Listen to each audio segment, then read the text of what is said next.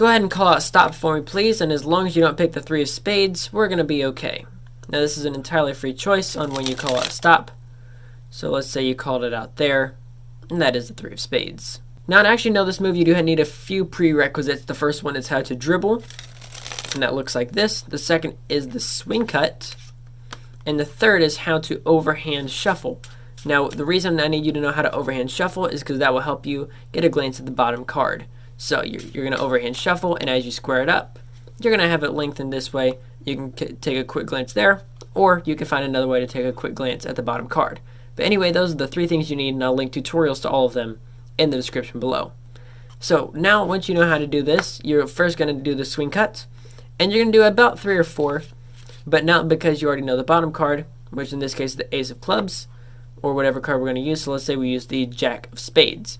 I'm going to do 3 or 4, and I'm going to take this last one, and as I drop it on, I'm just going to catch a quick pinky break in the back, and then convert it to a thumb break with my right hand.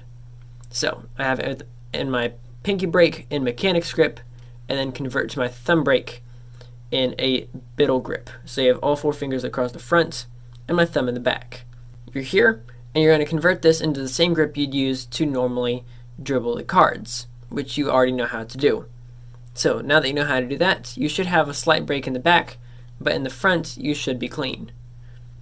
So once you have this slight break in the back with just a little piece of your skin just right in that break, now you can actually dribble the cards, and no matter when they call out stop, you just release the rest of the cards. So they say stop here, you just drop the rest of them, but in a dribbling fashion. So I'll do this in slow motion. They're going to call out stop, and you do the rest of them really fast. That way now they stop wherever you wanted them to.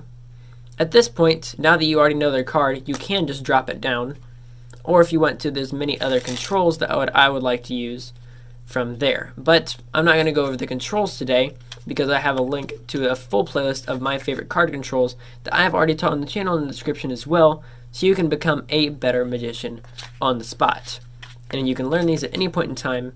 That's why I'm here for you. And if you want to know more card forces, I will have that linked in the pinned comment. So go to the comment section, and the first comment will be all of the card forces I have taught here on the channel so far. And if you want these cards, they are 10% off in the description below, one of my all-time favorite decks. And that's all I can say for this video, so if you don't mind, please make sure to subscribe to the channel if you have not already, and I'll catch you guys in the next one. This is Card Perfect, signing off.